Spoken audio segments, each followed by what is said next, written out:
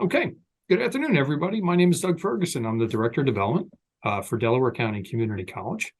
And I'm here today with a special guest, Shelley-Anne Vidal from the class of 2004. And we're going to talk to you for a few minutes about her experiences here at the college, as well as an exciting new project that she has to share with everybody. So good afternoon, Shelley. How are you today?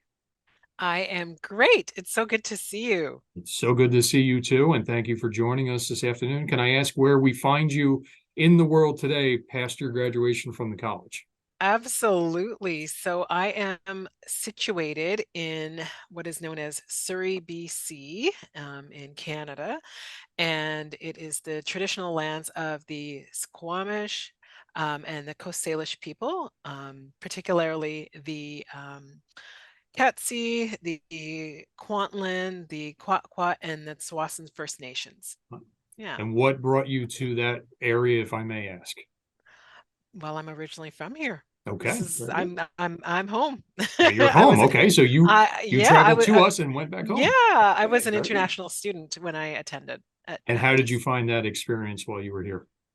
It was amazing. I loved it. I didn't know that I was really meant for community colleges. I like that's the best place for my learning style. So, yeah.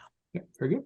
So can you talk to us a little bit about you were here last in 2004, coming up on almost 20 years. So congratulations, you're almost at your anniversary year. Can you tell us a little bit about your studies here and what you did following graduation? Absolutely. I, you're saying it's almost 20 years and I'm in shock and awe. I'm like, wait, what? What? And like, Goes that's by since I fast. graduated. Yeah, Yep, exactly. the blink. Super fast. My time at DCC was amazing, or DC cubed, as some of us like to call it, Mhm. right? It was phenomenal. I made some amazing friends. I was an international student, as I mentioned, and as being an international student at that time, it was interesting because there weren't a lot of Canadians at the campus at the time, and I got as involved as I could, while balancing studies and trying to just, navigate through a new place because I'm not originally from the US. I actually, one of the cool things that I participated in was the drama production, Mhm. When Your Pfeiffer's People, I believe was the name of the production, and it was a lot of fun. So I was able to exercise some of my acting chops, one may say. That's not what I currently do, but well, actually, maybe a little bit because I'm an instructor now, so I guess I can infuse a little of my acting skills in the classroom. Yeah. But And while yeah, you're talking, I was just looking to see one of the things I've been at the college now almost 14 years. And I came from Washington University, which is down the road, traditional four-year school. But I was very surprised when I got here about a month in. We have a very robust international student program from all over. I have worked with students from South Korea, Africa, England, Germany, Thailand. I was so impressed by that was my naivete or bias, I guess, that I didn't think we accepted international students. I figured they went to more four-year institutions, but what I found is certain ones come here to get their academic sea legs to some extent and learn the ins and outs so they can transfer to the Drexels and Penns, LaSalle's, or wherever else they might go. So it's a wonderful new feature of community colleges that I was not aware of. And each year I meet and learn a few new cultures and other things to continue my own personal education. So even from Canada, it's great to hear you had a great experience. And where has it helped you? What have you been doing since graduation, or what are you working on today? well, it's funny because I briefly mentioned that I'm in the classroom teaching. So I actually work at a community college out here in Canada, which is called Langara College, and we also are known as Snowaith Lalem. That means House of Teaching in the local Hunkaminam language. And my experience at DCC, having those smaller class sizes and more individualized support from instructors, really helped shape and mold how I was going to use those skills now in the classroom with my students. I just remember being able to stop by the instructors at DCC and just having that really focused time with them to go through my questions. If I didn't understand an assignment, they were just so supportive in the learning aspect for me. And so when I think about supporting students at the college now, Langara College, I again take some of what I experienced and bring it into my experience as an educator at Langara College. So that's kind of one of my main kind of 9 to 5 jobs. Outside of that, I also am heavily involved with training in the wheelhouse of equity, diversity, and inclusion. I'm active in boards, different advisory boards. I'm active in my union as well, and I'm I'm doing all sorts of stuff in the community to support increasing a more equitable and diverse and inclusive community that we live in. So I was going to wait till about the end to ask about your earrings, but I think now is the perfect time based on what you just said about all the things that you're doing. You're juggling. We're going to get to the personal side in a moment, but you're Yeah. juggling a lot since you graduated. So if you wouldn't mind, share with us exactly what your earrings say or show them if you don't mind. Oh, these beautiful queen earrings. It's Black History Month right now, and I mean, some people are also moving in that direction of Black Futures or Black Love History Month, and it's a time to celebrate, right? Some of the exciting things that folks have done and are doing and are hoping to do in the future. So, yeah. I love them, and you are. It sounds like you are the queen of your region or neighborhood or community to some extent. So you got a lot going on. Which again, we're going to get Thank to the you. main feature in a minute. But going back to your experiences here at the college, you talked about how faculty helped you back in the day. Was there any faculty or staff member that you think fondly of even to this day that said, "Wow, I remember so and so"? Is there anybody that jumps to mind? There's a few. Like, how long do you have? Just kidding. Oh, I please. This is what we like to hear.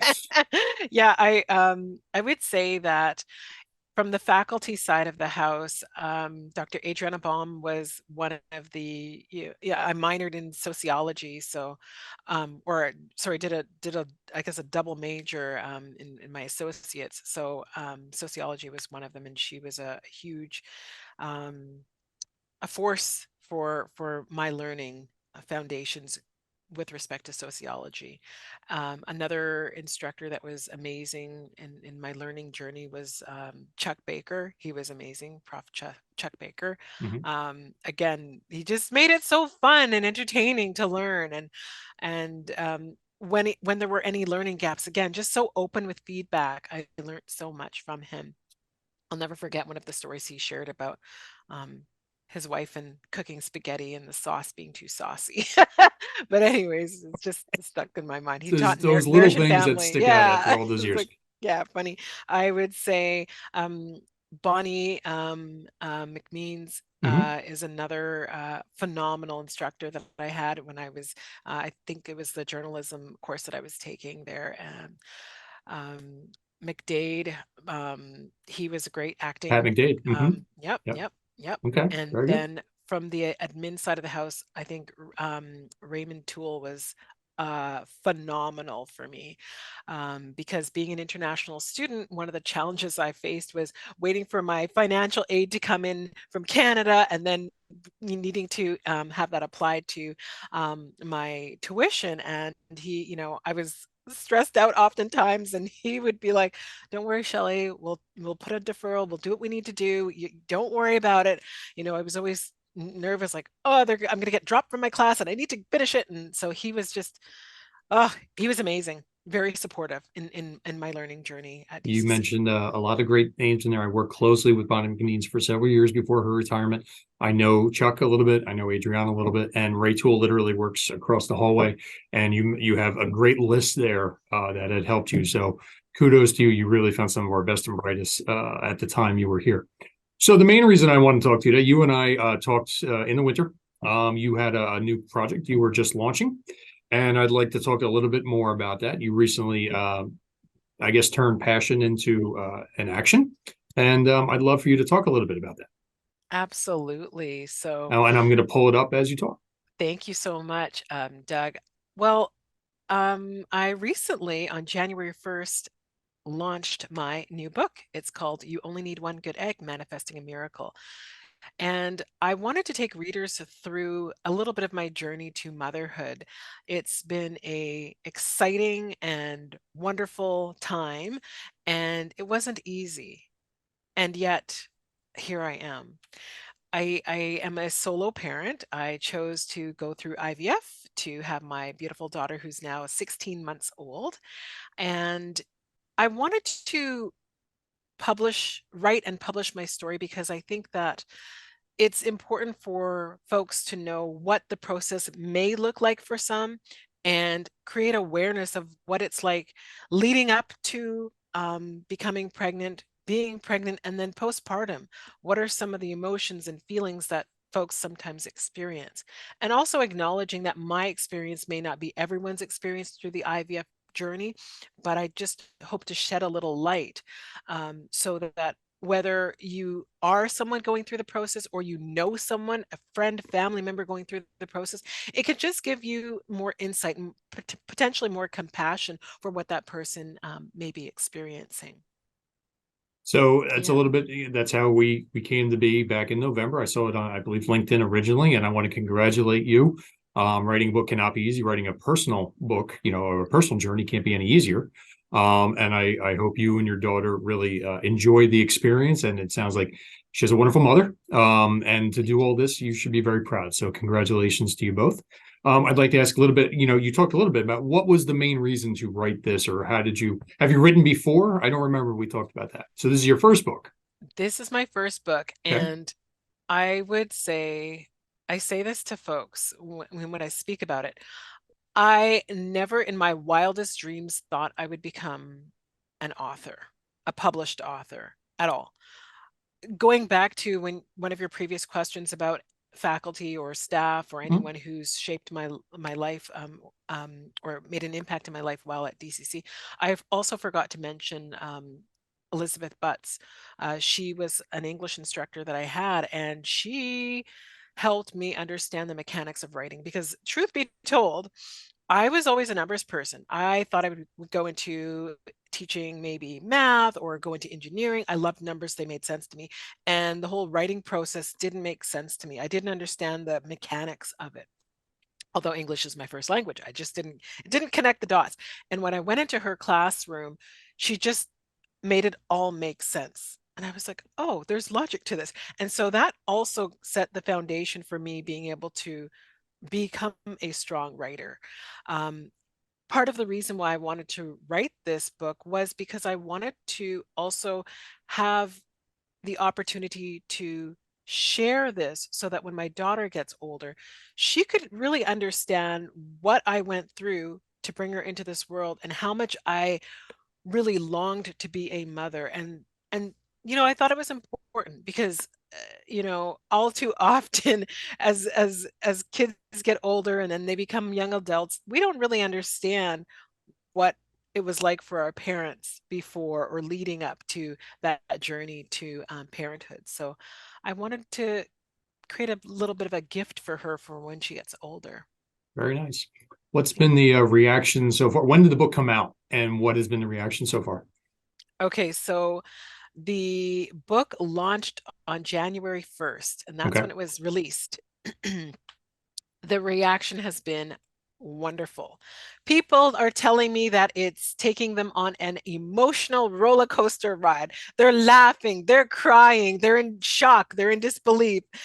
Like I love it. I'm here for all of it. And that's what I wanted. I wanted people to feel like I was telling them the story, like we're sitting on the phone and I'm just chatting about like this is what happened. I wanted it to be conversational. I wanted it to be a page turner. And the responses I'm getting is that it's definitely a page turner. Great.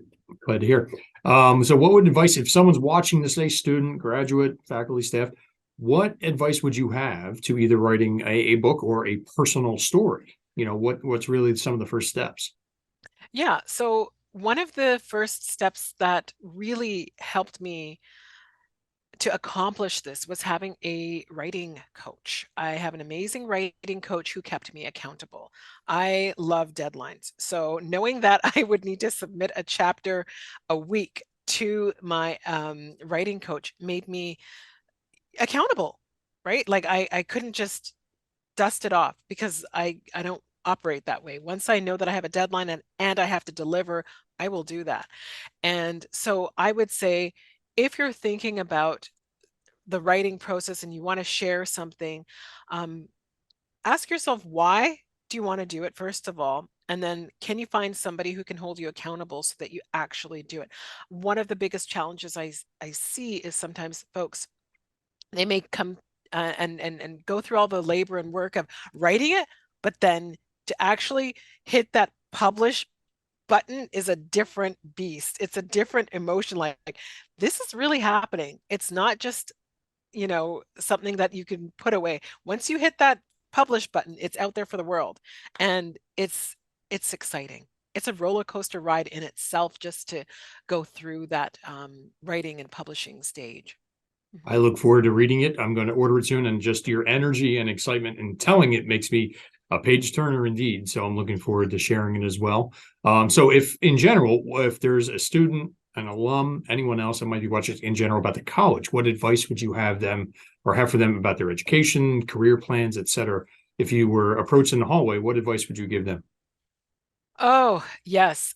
This is the advice that I shared with my younger siblings after like graduating from DCC is take the opportunity to connect with folks, with the DCC community, whether it's other students, whether it's the faculty, whether it's the staff, connect with them, build those relationships, authentic, true relationships. That's how you're going to maximize your time at DCC. Get involved in the clubs and activities on campus, whether it's attending seminars or having, whatever events are going on, get involved. And I know one of the challenges that often happens when you're at a commuter college like where I work is you're balancing that idea of like jumping into the campus to do your studies and then going home because you gotta do your paper, or you're in the campus and then you gotta jet to work or whatever it is. There's that competing um um things for time, but at the same time recognize the power of the network within the DCC community and tap into it because they're there at the disposal of your fingers. I'm going to stop my share for a second, but I'm nodding in agreement with everything that you're saying. In almost 14 years here, networking, friendships, whatever you want to call it, you learn, I believe, you learn almost as much in the hallways and in student lounges to an extent as you do in the classrooms. So anybody that watches this, if you're looking to take that leap, I was just with two former student leaders earlier today who actually got engaged on our campus after meeting here for the first time. Wow. So we're doing a story on them down the line, but they took a chance, they got involved in things, and it does advance your education a little bit because you get additional information, additional networks, you might get an inside track into things. So I firmly recommend that if you have an extra 30 minutes while you're on campus, look into something. Could be anything that we offer, and I'm sure you'll find the right fit for you activity wise. So we're about to wrap up, but what is next for you professionally, personally? What do you have to share in that regard? Thank you. What is next? Well, I recently just started um, a executive coaching certificate program. So that's what's going on right now. And my hope is that this opportunity to learn and get my certification in executive coaching will open more opportunities in the future, more doors for me. I don't know what the future completely looks like, but I'm just open to receiving what could be. And I'm open to doing speaking engagements connected to my book or coaching or motivating and inspiring people so that they can really reach their full potential in life. Well, I mean, we've only had about 20 minutes here and a brief phone call before, but you are very engaging, very inspiring, high energy. I think you will have a great, successful career in that once your school is done. So I wish you all the luck with it. On behalf of the college, I want to thank you for taking the time today. We will post the link to your book as well as other details in the YouTube comments. And then we look forward to sharing it with the college community and alumni soon. We want to thank you again for your time, Shelley. And if you are watching this today and have any questions or comments, or you yourself have a story to share, let me know. Reach out to the alumni office and the foundation office, and we will find time for coffee and conversation. Shelley, I want to thank you again. I will turn off the Zoom, and I hope you have a great weekend in the meantime. Thank you so much. I appreciate your time, Thank you. Doug.